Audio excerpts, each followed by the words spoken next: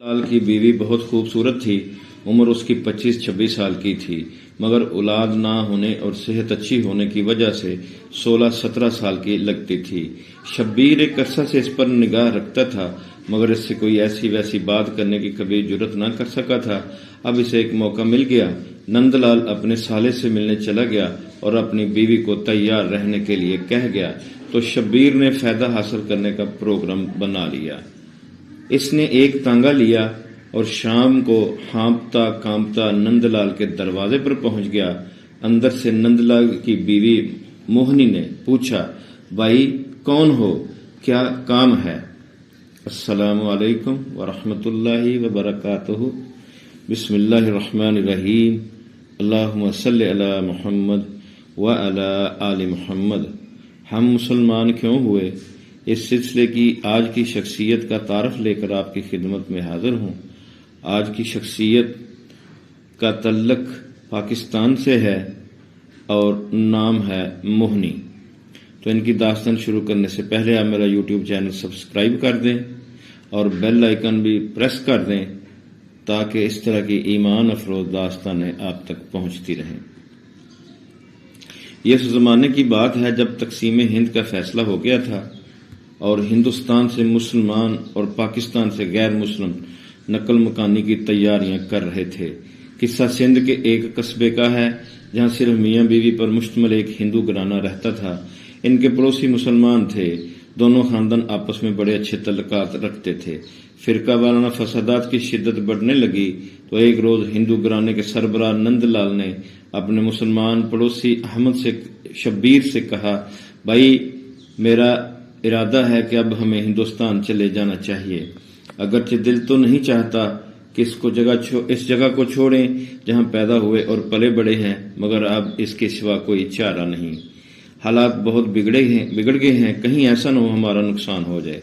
शब्बीर ने कहा, नंद कैसी बातें करते हो, हमारे होते हुए कोई तुम्हें नुकसान नहीं पहुंचा सकता। मगर नंदलाल का दिल खौफ व हरास की शदीद लपेट में आ चुका था। वो शब्बीर की बातों से मुतमिन न हुआ। इसने घर में अपनी बीवी से कह दिया कि हम मौका मिलते ही भारत चले जाएंगे, तुम तैयारी मुकम्मल रखना। इस गुफ्तगू को कई रोज गुजर गए। एक दिन नंदलाल के बरादर निस्बती का खत आया कि हम लोग भारत जा रहे हैं, आप लोगों का क्या इरादा है? अगर तैयार हूं तो इकट्ठे चलेंगे। नंदलाल का बरादर निस्बती खासी दूर रहता था। नंदलाल ने इस खत का अपने पड़ोसी शब्बीर को भी बताया। इससे राय तलब की कि हमें क्या करना चाहिए। शब्बीर ने मशवरा दिया कि तुम लोग घर में तैयारी मुकम्मल रखो और खुद साले के पास जाकर सलाह मशवरा कर आओ, फिर जो प्रोग्राम बने इस पर अमल करो। नंदलाल ने यह तजवीज पसंद की और बीवी को बिल्कुल तैयार रहने का हुक्म देकर खुद अपने साले से मिलने चला गया। नंदलाल की बीवी बहुत खूबसूरत थी। उम्र उसकी 25-26 साल की थी, मगर औलाद ना होने और सेहत अच्छी होने की वजह से 16-17 साल की लगती थी। शब्बीर एक अरसा से इस पर निगाह रखता था, मगर इससे कोई ऐसी वैसी बात करने की कभी जुर्रत न कर सका था। अब इसे एक मौका मिल गया। नंदलाल अपने साले से मिलने चला गया और अपनी बीवी को तैयार रहने के लिए कह गया। तो शब्बीर ने फायदा हासिल करने का प्रोग्राम बना लिया। इसने एक तांगा लिया और शाम को हाँफता कांपता नंदलाल के दरवाजे पर पहुंच गया। अंदर से नंदलाल की बीवी मोहनी ने पूछा, भाई कौन हो, क्या काम है? मैं शब्बीर हूं भाभी, शब्बीर ने जवाब दिया। भाई नंदलाल 8 बजे वाली गाड़ी से आ रहे हैं, उनके साथ ही आपके भाई भी हैं। इनका इरादा सीधे खोखरा पार जाने का है, वो यहाँ नहीं रुकेंगे। उन्होंने मुझे पैगाम भिजवाया है कि मैं आपको रेलवे स्टेशन पर पहुंचा दूं। आप जरूरी चीजें, जेवरात, नकदी और कपड़े ले लें और तैयार होकर फौरन बाहर आ जाएं। मोहनी शब्बीर को एक अरसे से जानती थी। दोनों पड़ोसी थे और इनके बाहमी तल्लुकात भी बहुत अच्छे थे। फिर भारत जाने की बातें भी रोज ही होती थीं। इसने शब्बीर की बातों को सच जाना और जरूरी तैयारी के बाद बाहर आकर तांगे में बैठ गई। रेलवे स्टेशन ज्यादा दूर नहीं था, मगर तांगा बहुत देर से चल रहा था। इससे मोहनी को कुछ शक गुजरा। इसने मुंह से पल्लू उठाकर इधर उधर देखा तो रास्ता ही बदला हुआ पाया। उसने शब्बीर से पूछा, भाई हम किधर जा रहे हैं? ये तो स्टेशन का रास्ता नहीं है। گھبراؤ نہیں بابی، شبیر نے عیاری سے جواب دیا، ہم نے جان بوجھ کر جنگل کا راستہ اختیار کیا ہے تاکہ عام سڑک پر سے لوگ ہمیں دیکھ نہ سکیں اور کوئی آپ کو پریشان نہ کر سکے۔ ہم تھوڑی دیر میں اسٹیشن پہنچنے والے ہیں۔ موہنی یہ سن کر خاموش ہو گئی۔ تھوڑی دیر بعد تانگا اچانک رک گیا۔ شبیر نے ہوسناک لہجے میں کہا، پیاری اب اتر بھی آؤ، کب تک دل کو تڑپاتی رہو گی؟ تم نہیں جانتی ارمان اس وقت کا کتنے سالوں سے انتظار کر رہے ہیں۔ موہنی نے گھبرا کر دیکھا، چاروں طرف خوفناک جنگل سائیں سائیں کر رہا تھا۔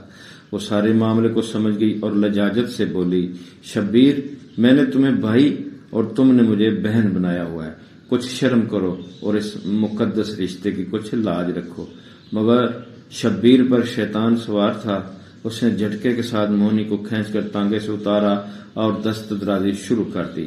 موہنی نے اس کے چنگل سے بچنے کی بہت کوشش کی اور پورے عزم کے ساتھ اپنی عزت بچانے کی تگ و دو کرنے لگی۔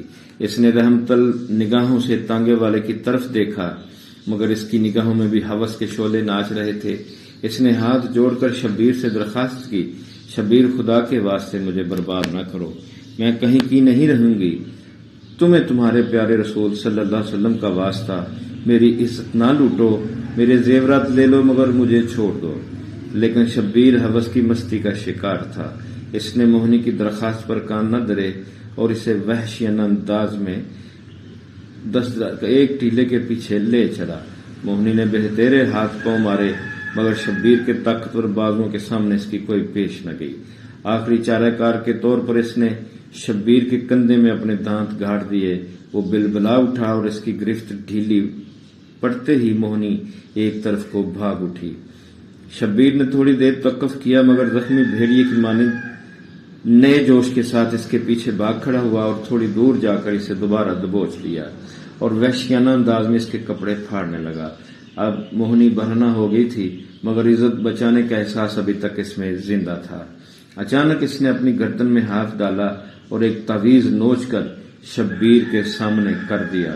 شبیر، اس میں تمہاری پاک کتاب قرآن مجید کی آیتیں لکھی ہوئی ہیں، یہ تمہارا قرآن، اسی کے صدقے میں مجھے معاف کر دو، میری عزت نہ لوٹو، میری عصمت برباد نہ کرو۔ مگر شبیر نے وہ تعویذ موہنی کے ہاتھ سے چھین کر دور پھینک دیا اور لپک کر موہنی کو پکڑ لیا اور قریب تھا کہ وہ اپنے ناپاک اعضائن کو عملی صورت دے ڈالے۔ اچانک اس کی چیخیں نکل گئیں، اس کے جسم میں لڑکھڑاہٹ پیدا ہو گئی اور موہنی کے جسم پر اس کی گرفت ڈھیلی پڑ گئی۔ موہنی آزاد تھی۔ اس نے حیرت اور اچنبے کے ساتھ دیکھا کہ شبیر کا بدن ایک طرف کو ڈھلک رہا ہے۔ اس کی نظروں کے سامنے ایک لمبا سیاہ ناگ شبیر کی ٹانگ سے لپٹا ہوا تھا اور اس کی پنڈلی سے خون بہہ رہا تھا۔ تھوڑی دیر میں احمد شبیر تڑپ تڑپ کر ٹھنڈا ہو گیا۔ سانپ اپنا کام ختم کر کے جا چکا تھا۔ یہ منظر تانگے والے نے بھی دیکھا۔ وہ بھاگتا ہوا آیا اور تعویذ کو اٹھا کر چومنے لگا۔ پھر اس نے اپنی چادر موہنی کے جسم پر ڈال دی، اس سے رو رو کر معافی مانگی اور اسے تانگے میں بٹھا کر واپس شہر کی طرف چل دیا۔ راستے میں موہنی نے بتایا کہ 7 سال سے میرے ہاں کوئی اولاد نہیں ہوتی تھی۔ میری ایک مسلمان سہیلی نے یہ تعویذ لا کر دیا تھا اور اس نے بتایا کہ اس میں سورہ یاسین اور 5 اور آیتیں چھپی ہوئی ہیں۔ موہنی عقیدت بھرے انداز میں برائے ہوئے لہجے کے ساتھ کہہ رہی تھی کہ اسے قرآن کی قوت کا اندازہ ہو گیا ہے۔ قرآن عزتوں کا محافظ ہے، یہ اس وقت دستگیری کرتا ہے جب سارے سہارے ٹوٹ جاتے ہیں۔ اتفاق سے 8 بجے والی ٹرین سے نند لال واپس آ گیا۔ وہ بڑا پریشان تھا کہ موہنی کہاں چلی گئی۔ اسے پتہ چل گیا تھا کہ شبیر اسے تانگے پر بٹھا کر کہیں لے گیا ہے، مگر کوئی اندازہ نہیں ہو رہا تھا کہ وہ کہاں گئے ہیں۔ اسی جستجو میں رات کے 12 بج گئے، حتیٰ کہ موہنی واپس گھر پہنچی اور اپنے خامد کو ساری کہانی سنائی۔ دوسرے ہی دن نند لال اور موہنی نے ہندوستان جانے کا خیال ترک کر دیا۔ انہوں نے قرآن کا معجزہ اپنی آنکھوں سے دیکھ لیا تھا، چنانچہ وہ مسلمان ہو گئے اور ان کے اسلامی نام محمد علی اور عائشہ رکھے گئے۔ اب ان کے 4 بچے ہیں اور وہ بڑی ہی پرسکون زندگی گزار رہے ہیں۔